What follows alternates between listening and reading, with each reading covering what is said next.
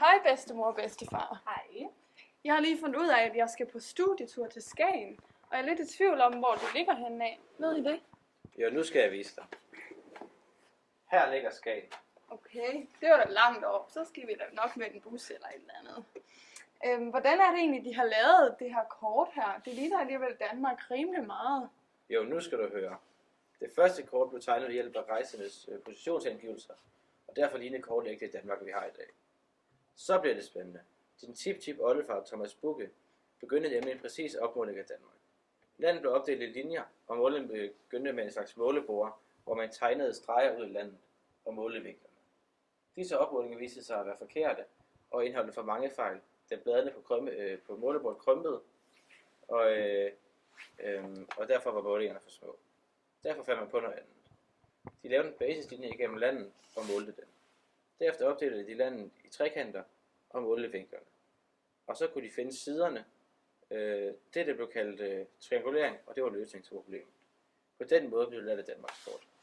Okay, det lyder da meget spændende. Hvordan kan det lade sig gøre, at de har fundet ud af, hvor stor Danmark er, når de kun har haft den her basislinje og så nogle vinkler? Altså jeg tænker lidt, skal man ikke have siderne på de her trekanter? Jo, det ved jeg, for det har jeg lært i gymnasiet. Ser du, lille skat? Man kan sagtens finde siderne ved at bruge sinusrelationerne. Og det er det her. Det er det, vi kalder sinusrelationerne. Men for at regne det ud, så bliver vi nødt til at tage en trekant som den her op og dele den op i to. Så vi får først trekant ABH, som er den her. Lille en. Yes. Så vil vi gerne finde sinus til den vinkel der, som hedder A. Det gør man ved at tage modstående katete divideret med hypotenusen. Det bliver sinus til A divideret med H divideret med C. Og så vil vi gerne isolere H, så det kommer til at se sådan der ud. Så gør vi det samme herover. Der vil vi bare have sinus til C. Så bliver det lige med H divideret med A. Og så vil vi gerne have H ned igen, så det kommer til at se sådan der ud. Og så fordi vi har H begge steder, så kan vi bare fjerne dem og sætte det her ned i 1. Når vi så sætter dem her på plads og får dem ganget over, så kommer det til at se sådan her ud, og det er det samme som der er heroppe. Og på den måde kan man regne det ud. Vil det så sige, at hvis vi har nogle vinkler, så har vi de her vinkler?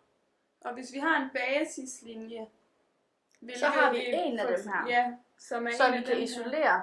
en af de to tal hernede. Og på den måde vil vi kunne regne de andre sider ud. Ja, og derfor vil vi så også kunne regne alle de andre trekanter ud på hele kortet, eller hvad? Præcis. Super. Okay, så forstår jeg det nu. Nu har I snakket så meget om at lave et kort og bruge det der hedder triangulering. Skal vi ikke selv prøve at gå ud og lave et kort? Kan du finde ud af det, bedstefar? Jo, lad os gøre det.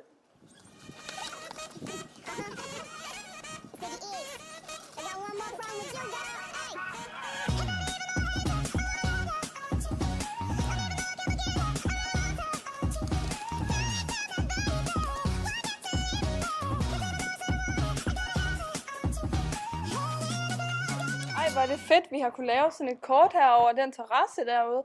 Det ligner jo egentlig meget godt, og det var egentlig heller ikke, fordi det var så svært at finde alle længderne nu, når man ved, hvad de her sinusrelationer er.